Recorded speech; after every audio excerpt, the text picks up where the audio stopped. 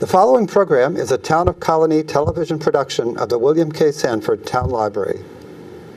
It goes all my life's a circle, sunrise and sundown. The moon rolls through the nighttime till the daybreak comes around. And all my life's a circle, I can't tell you why. Seasons spinning round again, the years keep rolling by. Top of the day, this is Joe Doolittle. And I'm Kate Detting. And this is Story by Story. Celebrating the human spirit. And we are both human spirits, but we're also storytellers, right? Yes. And we're going to bring you an hour of storytelling. And by that we mean we've got a guest storyteller, and she's going to tell you some wonderful stories. But we're also going to talk a little bit about storytelling. Yes, indeed.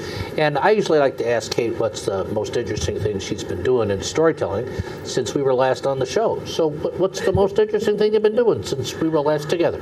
I knew you were going to ask me, so I prepared an answer. I went to Sharing the Fire, the New England Storytelling Conference in Western Massachusetts. Oh, really? Yes, indeed.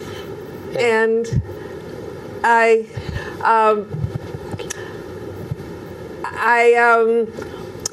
went to some wonderful workshops, one on humor and another one on the emotional arcs in storytelling. The emotional arc. Yes, that I always thought the emotional arc was how the listener is relating emotionally to the story, and that after the big. You probably want to wind up the story fairly quickly because that was the apex. But Laura Nemi pointed out that the main character, has an emotional arc. Mm-hmm. The emotions are changing, as well as the narrator. And so you might want to be mindful of all of these. But I also participated in the Story Slam. I didn't win anything, but I was very pleased with the story I had come up with. What was the story you told? It's a brand new story called Where Am I From? Wow. Well, we might have to, in the program today, I'm not quite sure we're going to fit that in, but I want to hear about that story. And for those of you who wonder what a Story Slam is. It's a storytelling competition. Generally, they require you to sort of moth-like standards, if you're familiar with the moth storytelling that happens in New York City and other cities around the country. A personal story, 5 minutes long, and in the competitions there often is a subject that is chosen not too far ahead of time, a couple weeks, maybe a month. Neat. And we don't have a real slam. And then they're judged. We don't have a real story slam around here. Maybe we ought to start one of those, but we've got a lot of stuff going on that we'll talk about later. Yeah, I don't know. There's judging stories. It's like apples and aardvarks. But I understand it. Somebody could bring in music. Others could be very deep, humor. It's such an uneven playing field that. Wow. Well, I was at Sharing the Fire too, and for those of you who want to know more about that axis of a resource for storytelling, in addition to the web pages that we maintain at Story Circle at Proctor's, if you go to LANES, LANES.org, that's the League of the Advancement of New England Storytelling, and it's a regional gathering, and there are all sorts of programs going on there and other links, and it could be very helpful if you've got an interest in learning more about storytelling as an art form. My most interesting thing is just the continuing progress of using stories to build racial understanding. Mm-hmm. We introduced you to some of the principles from the Albany Society of Friends last year, and we've been working in Schenectady to kind of spread that strategy. And just last night, we had a group of about 36 people at the Schenectady Intercity Ministry monthly gathering, really experiencing how stories help build understanding by listening to some stories and getting some coaching and how they might do that within their own congregation. So it's a real interesting thing, and you can find out more about it we'll put it up on our website somehow, or you can contact me at aldenjoe@nicap.rr.com. Happy to share the message with you. Anyways, Just a little nugget. Shirley Radine, I heard her make a presentation. She's African American, very active in. She's the chair of the Schenectady. SICM board. Chair of SICM. She's also been in the Common Council or school board. School board. And she is.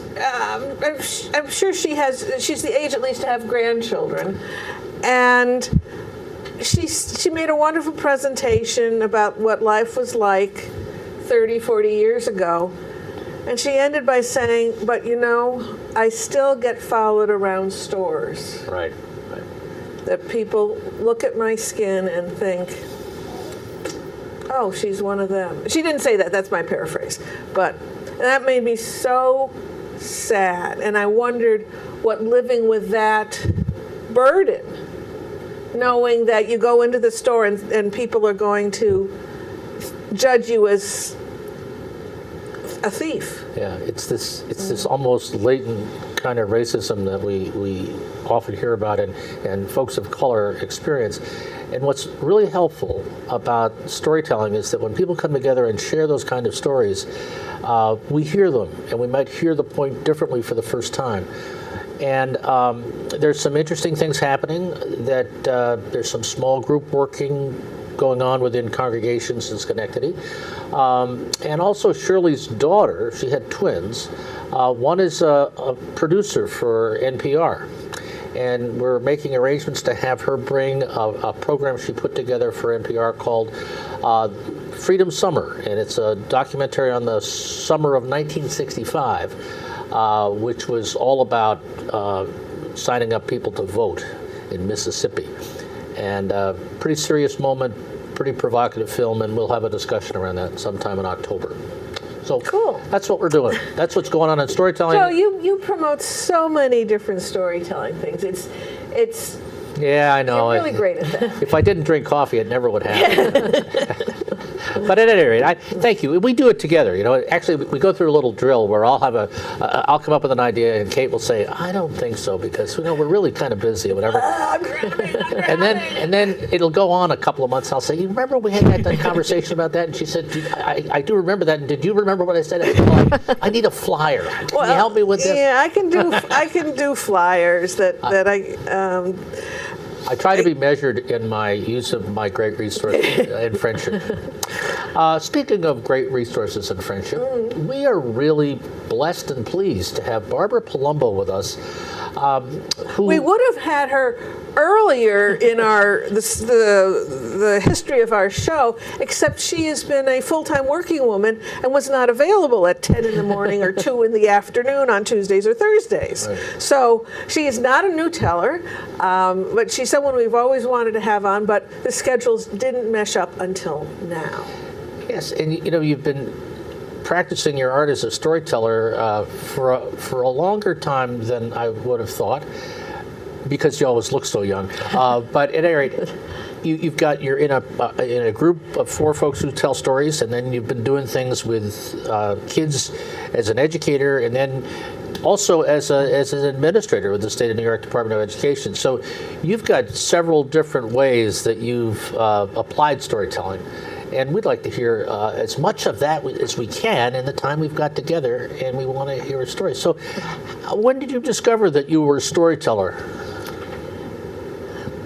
I think the first time that I didn't discover I was a storyteller. I was a story reader because I was a reading teacher. And I taught in a facility I was a remedial reading teacher. So naturally the students I had were very poor readers. However, they were adolescents reading at low reading levels. So at the school where I worked, they had a last period of the day was an activity period that was supposed to be enjoyment, away from academics. But I worked in a boys' facility, and most of the teachers were men, and so they took the boys out for basketball and for skating and playing pool and all that. My activity was reading out loud to the boys. So I started out with 2 or 3 of the students who were in my class. But I found out that they went back to their dormitories and they told their friends about these stories. And then pretty soon I had more and more. And I wound up, I actually read the whole book, To Kill a Mockingbird. Oh, wow. Over a whole semester, 45 minutes every day for as long as it took. Weeks, months, I don't remember. And then the child care workers came and they said, oh, we heard about To Kill. I mean, this story engaged them so much. They'd never seen the movie. They never read the, obviously. And so the child care workers said, when you finish the book, let us know. We'll rent the movie and we'll play it in the dormitories. And I wound up with maybe 35 or 40 kids over the semester in my activity period. But I didn't know about storytelling. I knew that stories engaged them. And then one day I saw an ad, I don't know, maybe in the library or in the newspaper, that there was a storytelling workshop offered at the Albany Public Library. Now that must have been early 1980s, I would think. And I thought, well, let me see what that's about. And I went and I met all these folks that I know now, Marnie and Mary Murphy and Jane and Dee and Carol Conley. So we all met, and that's my first time. We brought our lunch, and we stayed all day, and I heard all about storytelling. So that is what opened it up for me. And after that, I remember taking one of Janine Laverty's workshops up north in Sagamore, the other Sagamore, the way up north one, and then I got into it. And then later, when I moved into my state job, it wasn't exactly the state education. It was called Division for Youth, which was the Juvenile Justice. That's what it was called then. But I was in the education unit. I gotcha. And I was the Title I director, the project director for Title I programs in reading, math, library services, and bilingual. And as in that capacity, I got to travel around all over New York State, from Brentwood, Long Island, up to Plattsburgh and beyond, and from Buffalo over to Camp Cass over in the Rensselaerville area. And pretty soon, people started to find out, oh, I know, I was invited to speak at their graduation ceremonies. At the end of the year, we had regular school programs. And the first time I had to speak, I thought, oh, I don't know what I'm going to speak about. And then maybe I'll tell a story. And that's where it all started. Once I did that, then could you do this? Could you do that? Could you come and tell stories at our graduation? So it sounds as if storytelling found you more than you found it. That sounds right. That sounds about right, Joe. Yeah. I just was listening to you in a way, because inherently we go back to something we're familiar with. And maybe I'll tell a story, and boom. And it's certainly, the mustard seed certainly fell on good ground. But I just love, you started with 3, and they went and spread the word. And that was the storytelling right there. I had one student who bought the book and pretended that he would read every day. He would come and he'd move his bookmark. Where are we today? He was proud to carry that book around, even though he couldn't read it. But he knew everything that was in it up to that point. So that was. He was bonding with it physically. I mean, it was just a joy to see something like that. Talk about the mustard seed. I mean, these kids had they were the epitome of reluctant readers, as they were called in that day. Well, my son was diagnosed when he was in 2nd grade with some forms of dyslexia. And his psychologist who evaluated him said he has the vocabulary of a 5th grader, but the reading level of a 1st grader. Right. And pretty soon, the stuff he can read will be stuff that he won't want to read. That's exactly right. And it will turn him off completely to reading. And that was such a kick in the gut to me. My son, one of the first things I do when I move someplace is get my library card. Yeah, I know. No, that's very typical. That is classic. Yeah, and such a lack of... And so much information comes from reading. One day, I went to a facility where we had the youngest kids. It was a boys. We had boys and girls facilities separate. This was boys down in Red Hook. And a young boy came up to me and said, "Are you going to show us another movie?" And I said, "No, you got the wrong person." He said, "No, you showed us a movie the last time you were here." I said, "No, I really didn't." He said, "Remember about the fish and the fishermen and you showed us that movie? It was a story." It was a story. And he visualized it. And it also didn't have the vocabulary. Because people, I know lots of tellers have said, and thank you so much for reading stories to us. Reading. And they go, "Did you see any books?" I know.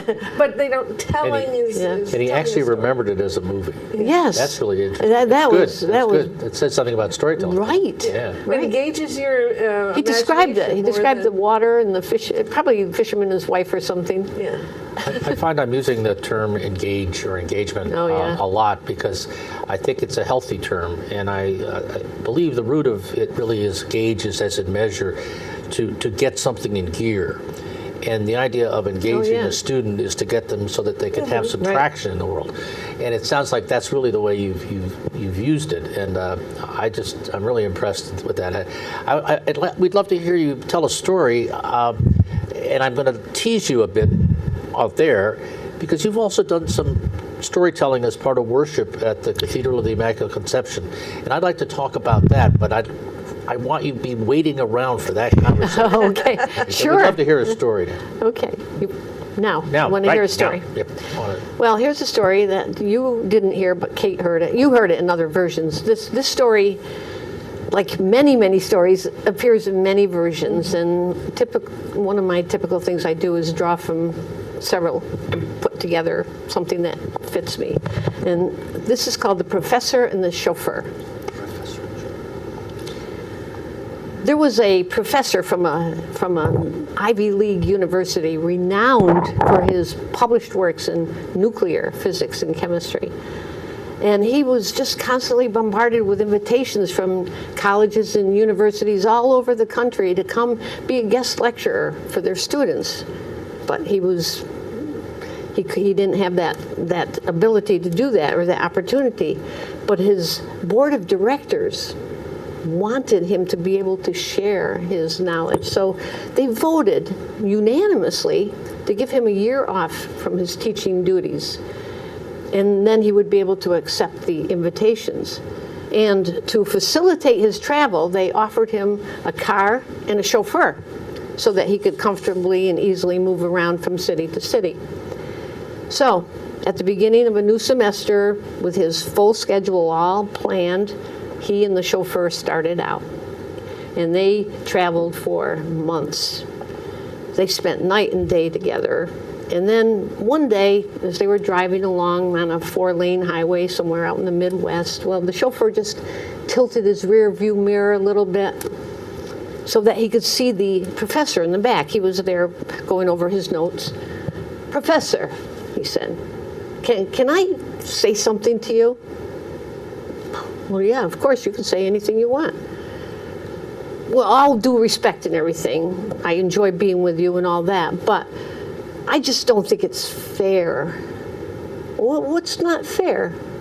"I don't think it's fair that you're paid all that money to do what you do, and I'm hardly making a living on what they're paying me, and I'm driving you all around."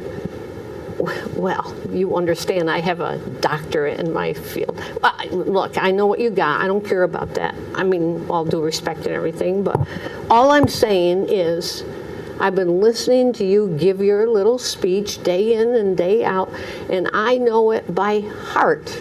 And I think I'm a better speech maker than you are. And I may not understand every word that you're saying, but I can deliver this speech better than you. I just want you to know how I feel." Well, the professor was very fond of this chauffeur, but he knew that the chauffeur could not take his place. But he was willing to give it a whirl, so he said, "If you really feel that way, if you do, and you want to do something about it, let me make a suggestion. We're going to a college. Nobody there has ever seen me in person. They've never seen me. And you and I kind of look alike a little. We have the same build, we're the same size, we're the same age. if we exchanged clothing, they wouldn't know the difference. So if you really want to do this, I suggest we stop at the next rest area and we change clothes.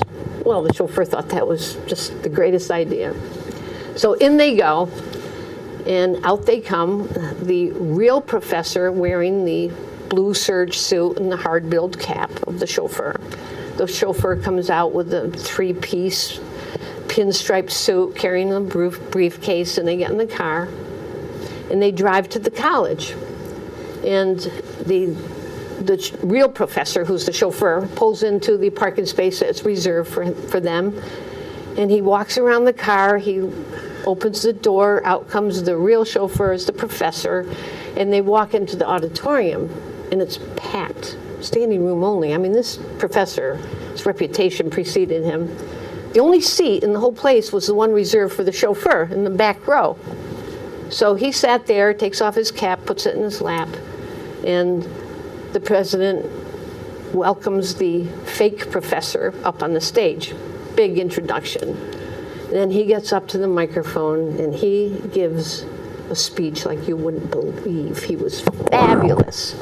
Word for word, just like he said, but he put so much fervor, so much life into it, so much, even though it was scientific, it was just full of life, and just so inspired the students that they interrupted him constantly with applause and applause. And finally, when he finished his speech, they rose as one and they gave him a standing ovation and thunderous applause, and just round after round after. So the president finally had to come, stand in front of the microphone, calm them down. All right, students.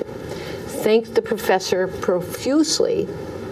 And then he looked at the clock and he said, "Professor, I see we have about 10 minutes left in the session. I'm wondering if a student here has a question for you before you leave."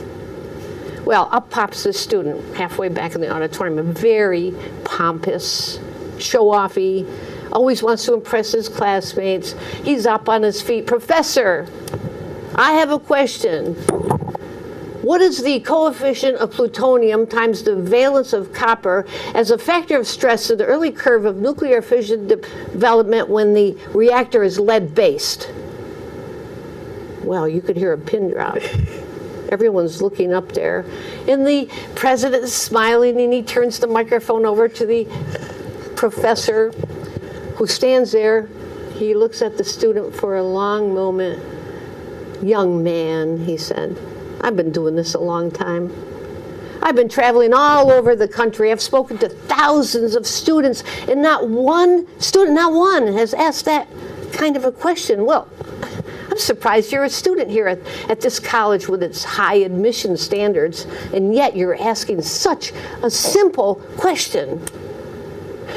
Well, to prove to you how basic, how elementary, how simple that question is, well, do you see my chauffeur sitting in the back row there? I'm going to ask him to stand up and answer that question."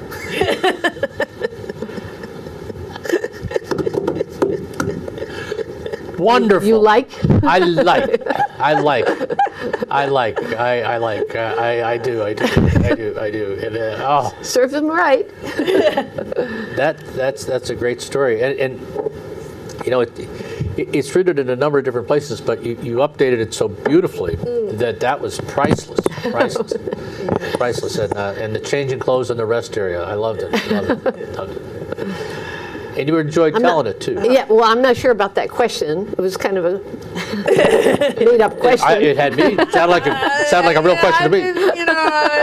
It sounded a little bogus to me. Oh, It was supposed to be bogus. But you can also see it happening. If you travel a lot for work, you kind of get a moment where that could almost come up, right? Right. Yeah. And then why not? And then here we go, and bingo, kind of thing. And it just goes to show you how smart those chauffeurs really are. Yeah, right. But it also, it's. I like to think of it as I have a little toolbox as a speaker, as a storyteller, and maybe if I get in a bind sometime, I'll go. Well, I've been speaking so much. I really think I think I'll let Joe answer that Right. because he hasn't had a That's chance right. to talk. That's so right. far. There you go. Just give a little spin on it, and Yeah, I find that sometimes when you're in a telling performance or presenting in some way, that something will come into your head. And I've learned enough to do a little check on whether that's going to work or whether it's not. And if I have any doubts, then I don't plug it in. But sometimes I let them come through, and they generally work. But it's that kind of inspiration kind of thing, and to feel comfortable enough to go into the toolbox and say, what I have here that might work. Yeah, it's good. I loved it. Okay. so where did you hear it from, or what were your? I think it was in a book of Jewish stories.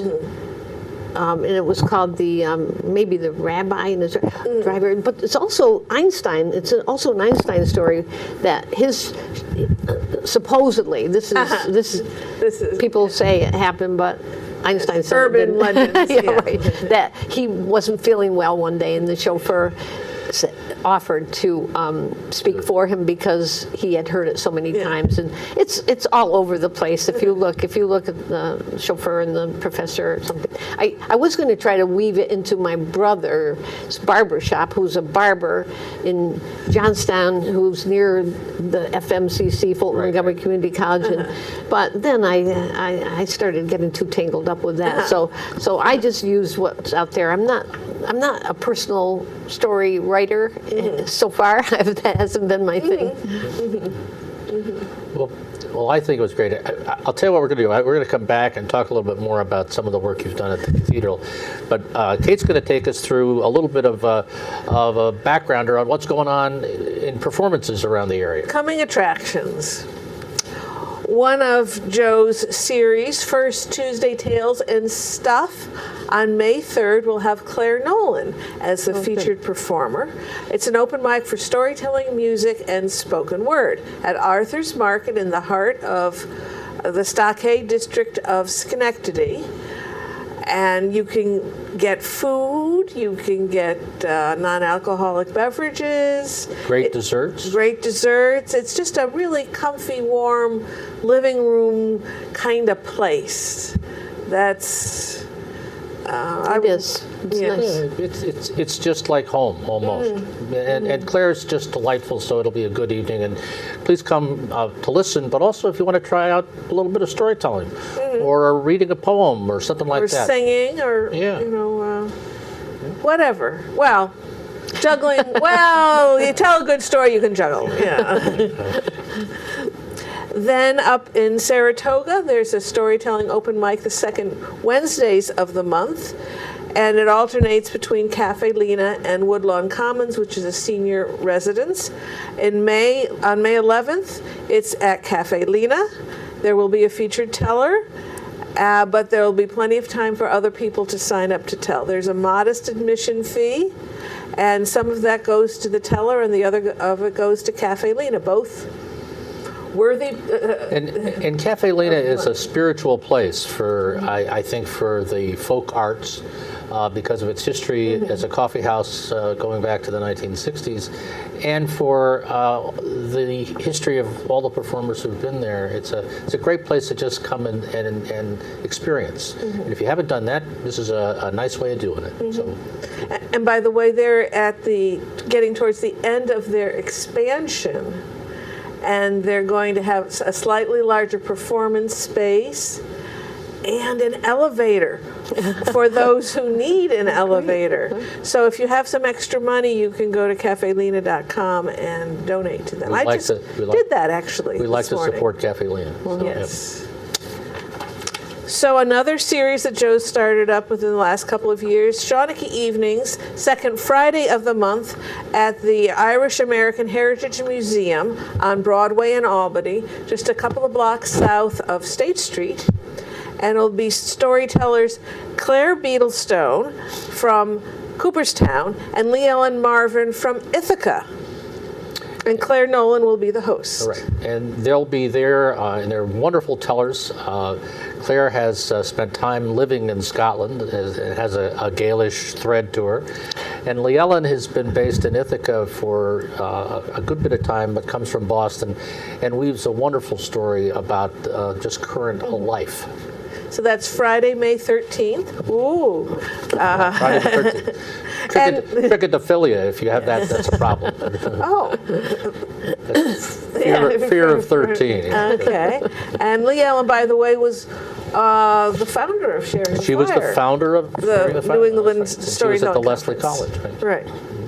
Then our next Story Circle meeting is here at Colonie Town Library on Tuesday, May 17th, sharing stories under development, and we do ask that you tell and not read. Right. You could have maybe an outline to refer, but no reading, please. But many storytellers have started by coming to this kind of meeting, and Barbara Palumbo was one. So please be encouraged to try us out.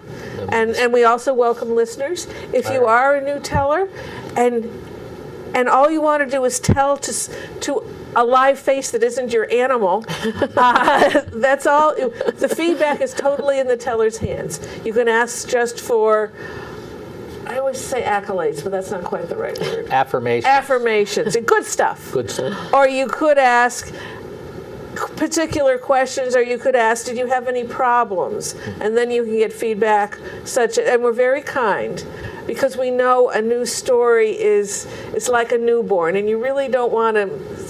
There was this rash over here, we don't want. What we want to, but what would be very helpful is, when you had that dialogue between the mother and the daughter, I wasn't always sure who was speaking. And we won't. Constructive feedback. Constructive, and we won't solve the problem. We'll just mention the problem. And it could be just one person who was a little hard of hearing, but, we're kind. Because we all, again and again and again, we have a new story, and it's like, I think it's good, but I'm not sure. Oh, but I got to share it. So, enough. On the third Friday of the month, down in Socrates, which is only an hour from Clifton Park, so it's even shorter from the Albany area, Janet Carter has a storytelling series at the Inquiring Minds bookstore, right in the dead center of Socrates at 7 o'clock, and she has a guest teller each month. And then, if you can't get out, or you can't find anything on TV to watch, which can happen, you can go to us online, storycircle@proctors.org, and click on YouTube. And there we have over 170 stories, mostly clipped out of this show. Right. So you can see stories on demand. So when TV is dull, which is an oxymoron, you can go to the web and click that YouTube column and get your pick of great storytellers. Yes. Speaking of great storytellers, let's go back to Barbara, because I'm just wonderfully impressed by some of the things you've done. And you told me a story about doing something at Christmas Eve in the Cathedral. That's right. Of the Immaculate Conception. How did that happen to start? I mean, where did that grow from? Oh, years and years ago. Last century? Once upon a time. I was on a committee called the Liturgy Committee. Okay. For the cathedral before Monsignor Jones was there. This was around the mid-'80s. And I was a new storyteller at the time.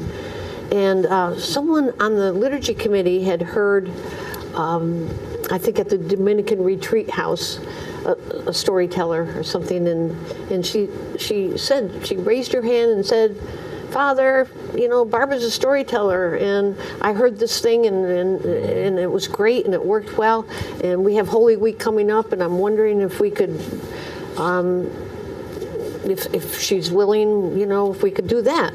So what Holy Week was Shrove. No, it was before Ash Wednesday, Shrove Tuesday. Right.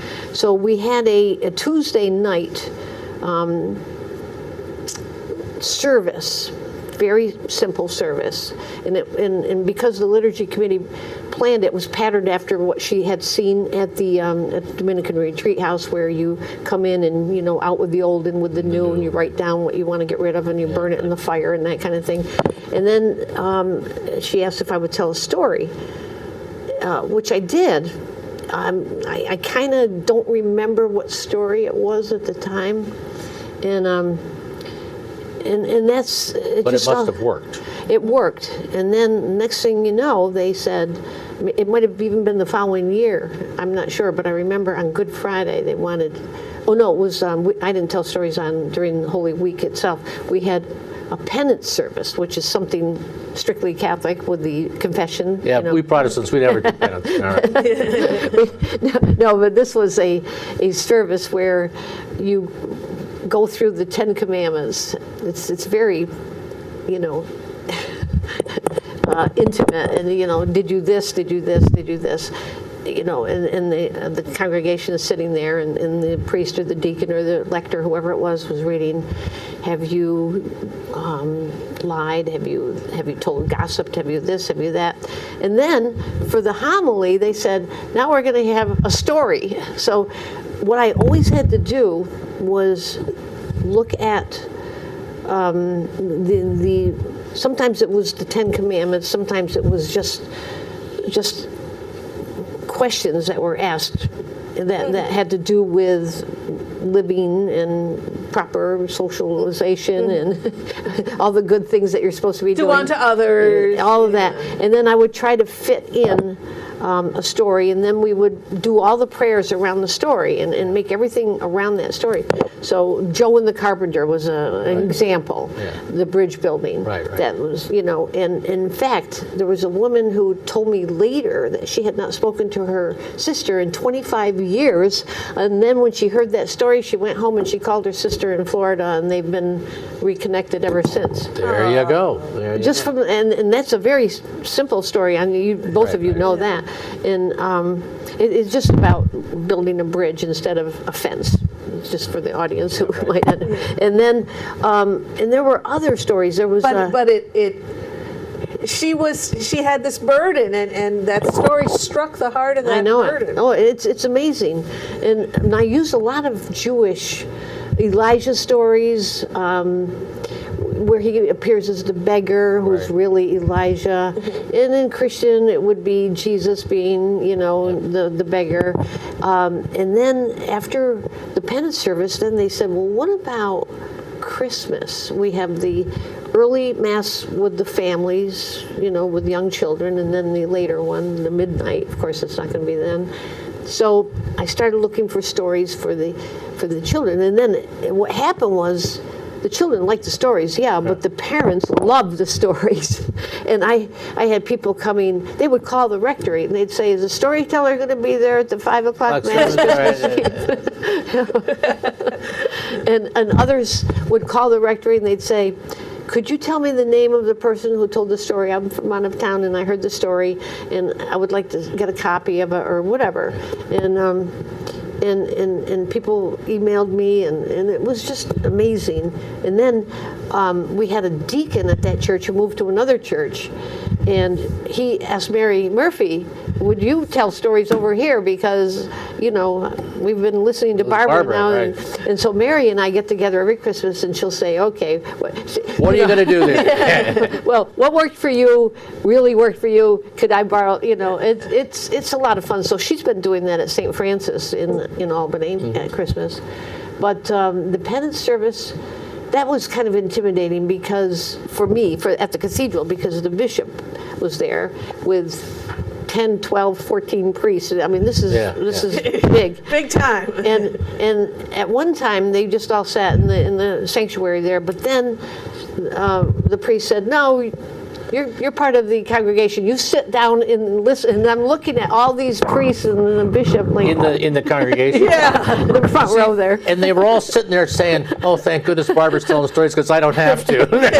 Well, actually, the priest this year that we had for Christmas said, I heard you tell stories. Would you tell a story? And he said the same thing. Great. Then I won't have to prepare it. And he loved that story, by the way, the Sorrento juggler. He loved it. That's a for the, I wish you could tell it, but I don't know what you're going to tell. But I'm so impressed by, by you, and also by how you folded your talents into this religious community, which is a pretty significant religious community for the whole community. It's not like, and it really shows the recognition of ability, but also just the vehicle of the story being part of the ministry. And I think that's really a wonderful story in and of itself. But we would listen to another story if you have one. I have another story which I thank Carol Connolly for. Carol Connolly tells the story, I've always loved it. But she moved to North Carolina, so I said, well, now that you're out of town, can I borrow your story? So she very graciously gave me her story, and as I am wont to do, I used the first half of her story and the second half of somebody else's story. She's a splitter. I'm a splitter, or a blender. I'm a blender. You have to tell the Merger. story that, I'm a merger. that hits your heart. So. And it's called A Born Thief. So, once there was a thief by the name of Mick Maloney, and he was the best pickpocket in all of Dublin. He could relieve a person of their wallet, their money, their watch, even their eyeglasses, without them feeling a whisper of his fingers. And so one day he's walking down O'Connell Street in Dublin looking for business, and he spotted a meticulously dressed gentleman whom he recognized as a banker. So he sidled up next to that gentleman right on the corner of O'Connell Street and Bachelor's Walk, and he just lifted his fine gold watch without that man suspecting a thing. And he turned and he was quickly walking in the opposite direction when he felt a lightness in his own pocket. And the watch was gone. So anyone else would have missed it maybe, but he looked around and he saw the swirl of a skirt as a woman disappeared around the corner. So he chased after her. And he said, I'll thank you to be returning me watch. Oh, she said, with putting her hands on well-padded hips and with a toss of her red curls, she said, your watch? And here I was thinking it belonged to a certain banker. Well, I nicked it fair and square, he said. As did I, she said. And they struggled as he tried to take that watch away from her, but her fingers were even quicker than his own, and they managed to stay there. And they were both red in the face and out of breath. And Mick got an idea, and he said, you know, there's no use in us fighting like this. If you're of a mind to listen, I have an idea. Why don't we form a partnership? We could sweep this city and pick it clean. And Bridget, for that was her name, she smiled and her dark eyes sparkled, and she accepted his offer. And they did that for 2 years. They swept through Dublin and they lightened the pockets of half the city's population. And no one was the wiser for their schemes. And then one night over supper, Bridget said, I have a proposal to make now. I think we should wed. And we could raise a family of expert pickpockets. They could sweep cities throughout the world and make a fortune. They could support us in our old age. Well, Mick had to admit that she made a good point. So they got married, and she grew thicker about the waist. Not necessarily in that order. And then they moved to a little house on Healy Street. And when the birth pains came, they called the local midwife, and she came and she delivered a beautiful baby boy. And they decided to call him Tom after Mick's father. And when the midwife handed him his newborn son, he reverently took that bundle and held his child close to his heart. And he smiled down at his exhausted wife. He bent down to kiss her, and as they gazed at their child, they were just overcome with emotion. He had the beautiful blue eyes like Mick's and Bridget's beautiful red hair. And then Mick wanted to see his hands because, you know, the tools of his future trade. So he unbundled the baby, and he was alarmed to see that one of his right arm was held stiff against his little chest, and his hand was clenched. And the midwife said, you need to take him to a specialist. So a few weeks later, they took him to a specialist, and he was lying, the baby was lying on the table, and the doctor was bent over the baby to examine him, and as he did, his gold watch hung a little from his vest where it was attached. And the doctor felt the baby's pulse on his right arm, and he said the pulse is strong, blood flow is normal, and what a bright little baby he is for his age. Look how he's focused on my gold watch. And then the doctor unfastened his chain and he held it up and he began to swing that watch to and fro, and he smiled as the baby's eyes followed the movement. And then suddenly that little arm straightened out and reached for that gold watch, and as that little hand unclenched, out dropped the midwife's wedding ring. Truly, Tom was a born thief. Oh, I love it. I love it. I love it. It was just wonderfully told. Thank you, Carol. We miss you. Yes, we do. You were gone but not forgotten. That's right. And actually, that inspires me. There's one of her stories that I've always liked tremendously. And Well, but back to yours. That was so well told. so well done. So So well done. I just. You transported us to Dublin and to Well, and you knew, Oh, I and you did, knew yeah, the streets. right. You knew the street corners. Are Well, they real street corners? you know what? Since I've never been to Ireland, I went online, and I went to Dublin, and I went to the street scenes. And my daughter, who was in Dublin, she went to school there. I asked her, I said, "What's a street where you can Where you could pick a pocket? Nope, where you can have a small house if you don't have a lot of money?" She said, "Oh, Healy Street." But then I looked up Healy Street. I looked up O'Connell Street. I needed names that I could pronounce. right, yeah, And Bachelor's, and I saw the corner. I made it big. Bachelor's Walk, O'Connell Oh, Street. it's a great corner. Yeah. So you even did research. Oh, I yes. always do. Oh. I don't want to say something that's not true if I can help it. because that'll jar some listeners out of it. Even though I tell folk tales that can't possibly be true, like the king has horse ears or something, but I like to get my information right. You mean that wasn't a true story? It was donkey ears. No, that was Midas.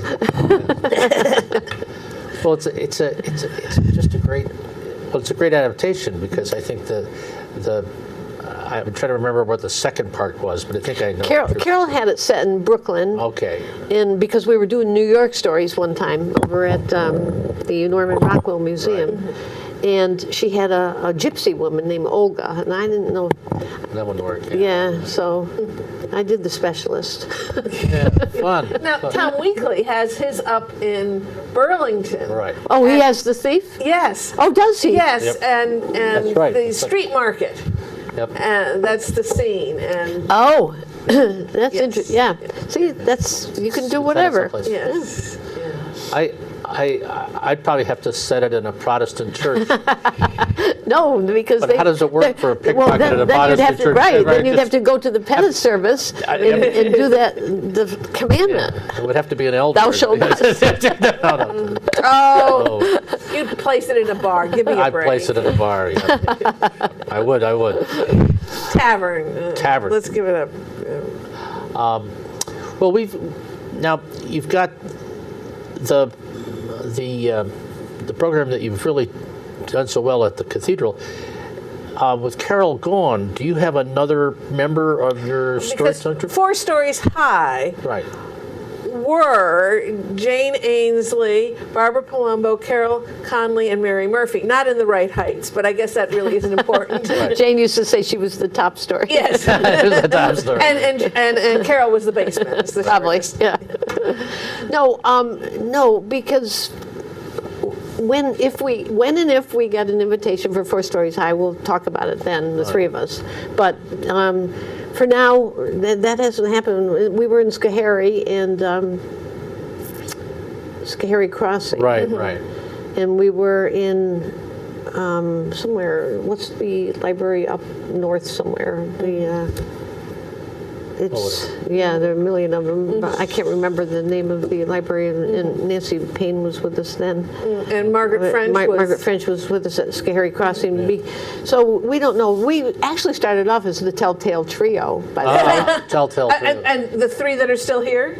That's exactly right. Oh, okay. The And Carol, Telltale Trio. That was and then Carol joined us, and we had to sit there and brainstorm. What are we going to call ourselves now? We can't be the Telltale Trio Plus. Quartet plus one. The queenly... Now we're 4 stories high minus one. Yes. So yeah. Almost 4 stories high. Almost. Yeah, there you go.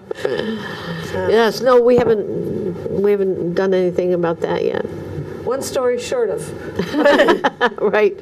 1 story short. One story short. All right.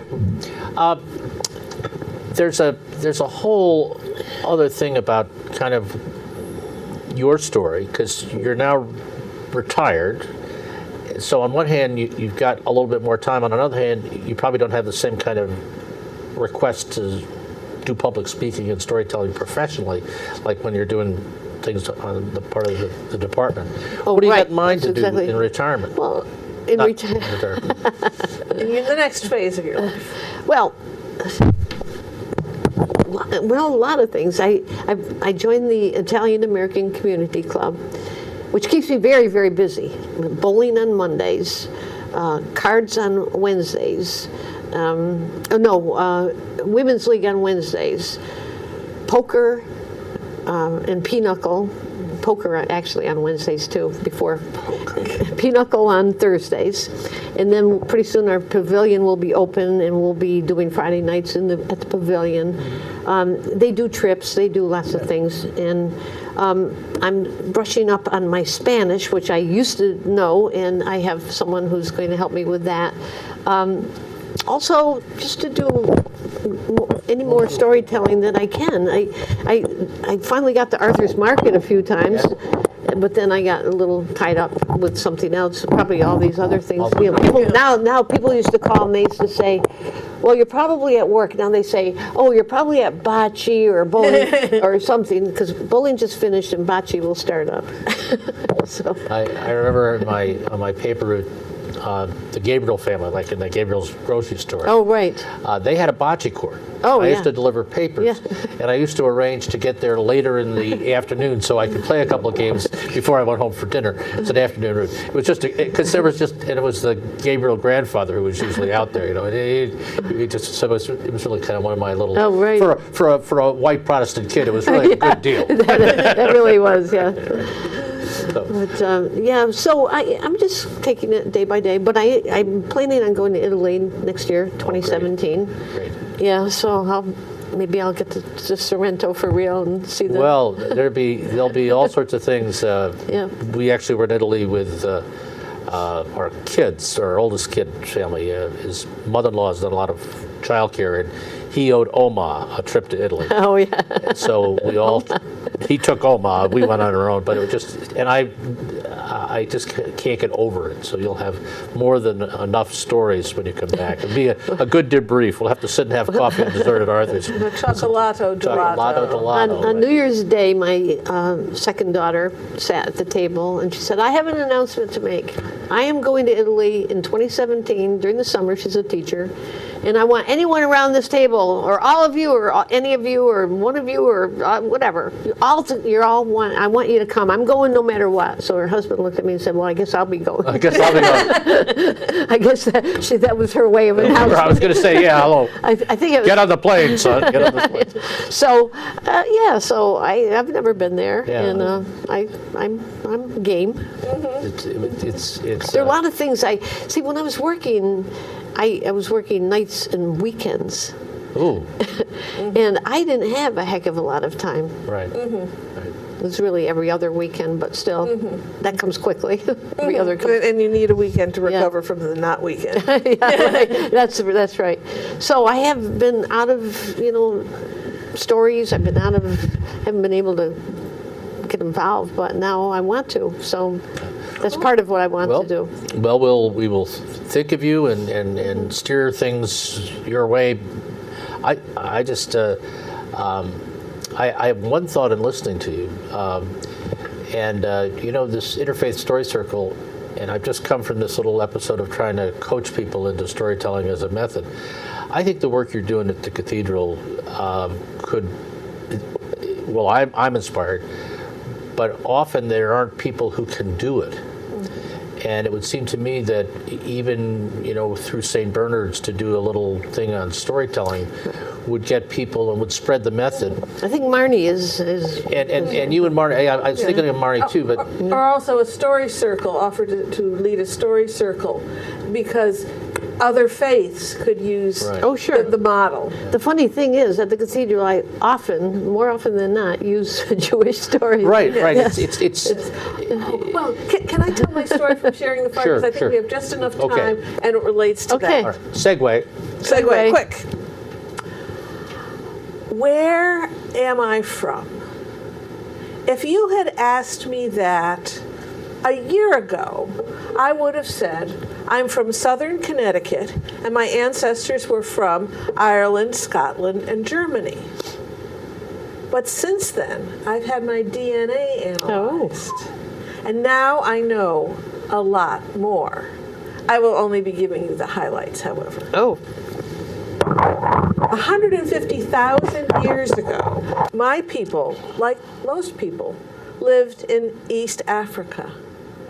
That means some of my ancestors were Africans, like Jackie Robinson and Ella Fitzgerald and my friend Faye. Thousands of years later, my people emigrated to Asia, to where the countries of Saudi Arabia, Iraq, and Iran are. So, some of my ancestors were Muslims, like Muhammad the Prophet and Rumi the Poet, and my friend Musarat from the Interfaith Story Circle. Thousands of years later, my people emigrated to Central Europe.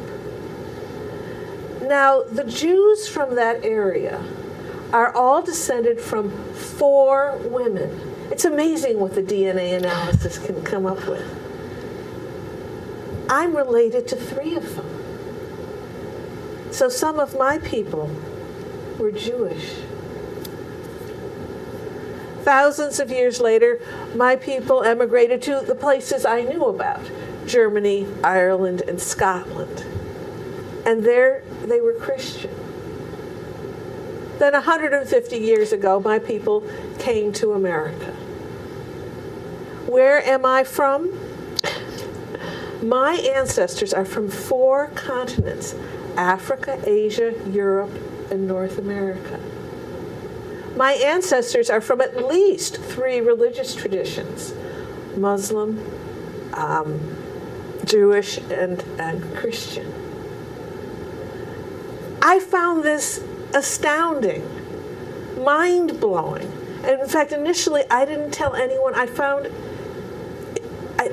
very precious that I was connected to all these people. So I've thought about this a lot, and I've come to 2 conclusions. One, I don't think my heritage is all that extraordinary.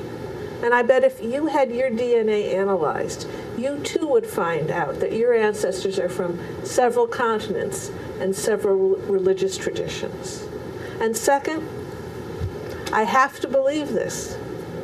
I am the world, you are the world, we are the world. Together. Nice. Group hug. You didn't win with that story? I know, isn't that Holy isn't crow. it astounding? And now that I've just learned that we're cousins. Goomba. Goomba. But we only have 10 seconds left, so Good night, folks, and thank you so much. thank you. Look for us next month. It goes all my life's a circle, sunrise and sundown. The moon rolls through the nighttime till the daybreak comes around. And all my life's a circle, but I can't tell you why. Seasons spinning round